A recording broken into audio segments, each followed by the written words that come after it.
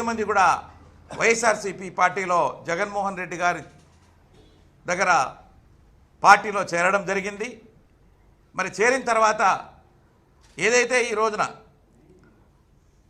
మరి పార్టీకి అనుబంధంగా YSRCP employees and pensioners wing ఏదైతే ఉందో ఆ వింగ్ను ఇంకా బలోపేతం చేసి రాష్ట్రంలో ఉన్నటువంటి ఉద్యోగస్తులు, అదేవిధంగా పెన్షనర్సు, అదేవిధంగా ప్రజలందరినీ కూడా మరి ఈ రోజున ఏదైతే జగన్మోహన్ రెడ్డి గారు ప్రజల కోసము, రాష్ట్రం కోసము కష్టపడి పనిచేస్తున్నారో ఆ విషయాలన్నీ కూడా ప్రజల్లోకి, ఉద్యోగస్తుల దృష్టికి తీసుకెళ్ళి మరి రాష్ట్రాభివృద్ధి కోసం పాటుపడాలనేటువంటి నెపంతో వీళ్ళంతా కూడా ఈ యొక్క మేధావి వర్గం ఈ రోజున పార్టీలో చేరారు. వాళ్ళందరినీ కూడా నేను పూర్వపు ఎన్జిఓ అధ్యక్షుడిగా, అదేవిధంగా పార్టీలో మరి ఎంప్లాయీస్ అండ్ పెన్షనర్స్ వింగ్ అధ్యక్షుడిగా వీళ్ళందరూ కూడా స్వాగతిస్తూ మరి ఆ సందర్భంగా సుబ్బారావు గారు, బివి సుబ్బారావు గారు, అదేవిధంగా బండి శ్రీనివాసరావు గారు ఒక 2 మాటలు మరి వాళ్ళకి ఈ సందర్భంగా మాట్లాడతారు. నా పేరు బివి సుబ్బారావు. నేను మాజీ ఎన్జిఓ సంఘ అధ్యక్షుడిని. ఈనాడు నేను 2006లో రిటైర్ అయ్యాను. రిటైర్ అయిన తర్వాత వైఎస్ఆర్సీపీ పార్టీలో చేరటం జరిగింది. అయితే ఈనాడు ముఖ్యంగా మరి జగన్మోహన్ రెడ్డి గారిని మరలా ముఖ్యమంత్రి చేయాలని ఒక పునరాంకితంతో, ఒక దీక్షతోటి ఇవాళ జగన్మోహన్ రెడ్డి గారిని కలిసి మా యొక్క అభిప్రాయాల్ని, ఈనాడు ఉద్యోగస్తులు, రిటైర్డ్ ఎంప్లాయీస్ వాళ్ళల్లో కూడా ఈనాడు వచ్చిన మార్పులను కూడా ఆయనకి విన్నవించుకోవడం జరిగింది. ఏదేమైనా రాబోయే రోజుల్లో మరి వైఎస్ఆర్సీపీ పార్టీ కోసం అహర్నిశలు పనిచేస్తామని చెప్పేసి మీ అందరి ముందు విజ్ఞప్తి చేస్తూ విరమిస్తున్నాను. బండి శ్రీనివాసరావు. నా పేరు బండి శ్రీనివాసరావు. నేను ఏపీ ఎన్జిఓస్ అసోసియేషన్ రాష్ట్ర మాజీ అధ్యక్షుడిని, అలాగనే జేఏసీ చైర్మన్గా, all India state government employees federation vice చైర్మన్గా పనిచేయడం జరిగింది. ఈరోజు మాజీ ముఖ్యమంత్రి జగన్మోహన్ రెడ్డి గారి యొక్క సమక్షంలో వైఎస్ఆర్ పార్టీలో చేరడం జరిగింది.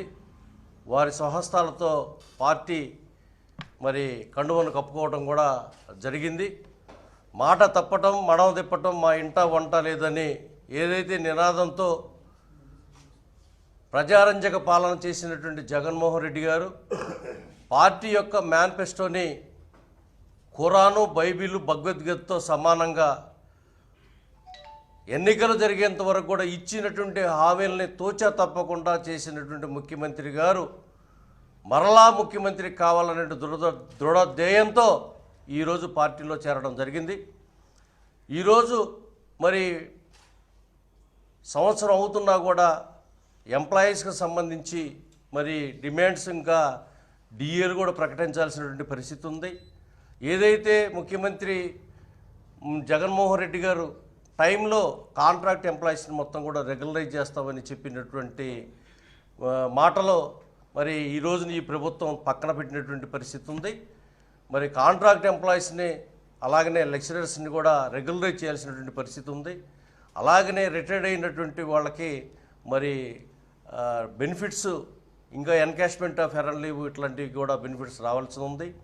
పోలీసు వారికి మరి సరెండర్ లీవ్ లేవు, అలాగే రెగ్యులర్ ఎంప్లాయీస్కి కూడా సరెండర్ లీవ్ లేవు.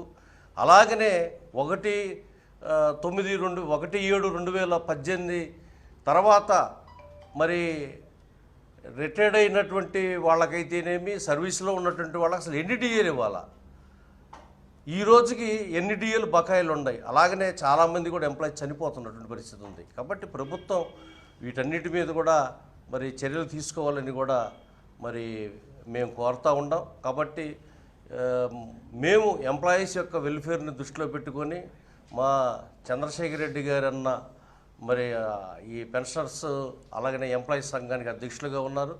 వారిని ఆదర్శంగా తీసుకొని జగన్మోహన్ రెడ్డి గారి యొక్క సమక్షంలో మరి పార్టీలో చేరడం జరిగింది.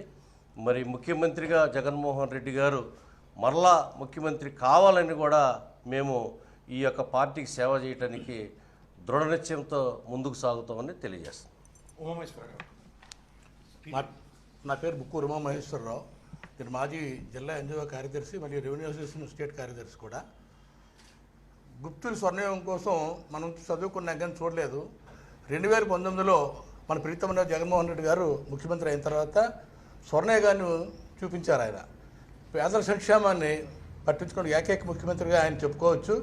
మరి పాండమిక్ సిచ్యువేషన్లో కూడా 2020-21లో కూడా ఎటువంటి సంక్షేమ పథకాలు ఆపకుండా ఆయన ఏదైతే అప్పులు చేస్తారో ఆ అప్పంతా కూడా, ఆ డబ్బులంతా కూడా పేద ప్రజల సంక్షేమం కోసం ఆయన ఖర్చు పెట్టారు. బట్ వేరే ప్రస్తుత ప్రభుత్వం అప్పులు చేస్తుంది తప్ప ఒక్క సంక్షేమ పథకం కూడా అమలు చేయట్లేదు. అమలు కాని హామీలన్నీ ఇచ్చి మోసపూరితంగా అధికారులకు కూటమి ప్రభుత్వం వల్ల ఈరోజు పేద ప్రజలతో పాటు ఉద్యోగులు, పెన్షన్లు కూడా చాలా ఇబ్బందులు గురవుతున్నారు. కాబట్టి తప్పనిసరిగా మళ్ళా జగన్మోహన్ రెడ్డి గారిని ముఖ్యమంత్రి కుర్చీలో కూర్చోబెట్టేదానికి మేమంతా కూడా కృతనిశ్చయంతో ఉన్నామని తెలియజేసుకుంటున్నాం. Thank you.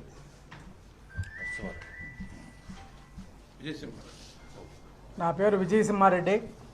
నేను చిత్తూరు జిల్లా రెవెన్యూ అసోసియేషన్ ప్రెసిడెంట్గా 15 సంవత్సరాలు మరియు స్టేట్ వైస్ ప్రెసిడెంట్గా రెవెన్యూ అసోసియేషన్కి సుమారు 5 సంవత్సరాలు పనిచేసి 2021లో చిత్తూరు తహసీల్దార్గా పదవి విరమణ పొందినాను.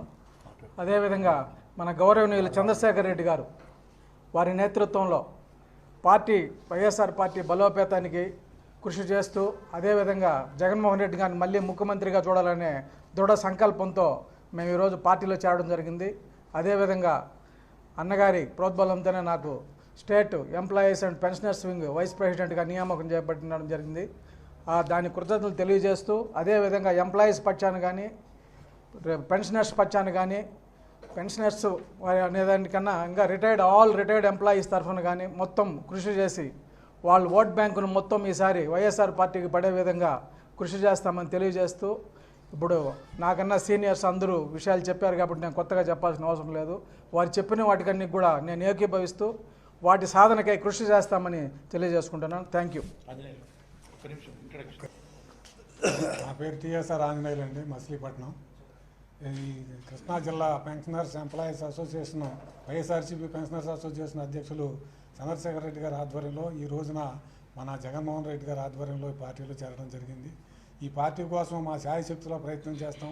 మన యొక్క అసోసియేషన్ను బలోపేతం చేసి మళ్ళా జగన్మోహన్ రెడ్డి గారిని ముఖ్యమంత్రిగా చూడాలనే కృత నిశ్చయంతో మేము ఈ కార్యక్రమానికి తోడ్పడుతున్నాము. ఎట్టి పరిస్థితుల్లో కూడా వారిని మళ్ళీ ముఖ్యమంత్రి చేయాలనే ఆలోచనతో మేము తీసుకునేటువంటి ప్రతి కార్యక్రమాన్ని ముందుకు నడిపిస్తామని చెప్పేసి మీ అందరికి మనం చేస్తూ సెలవు తీసుకుంటున్నాం.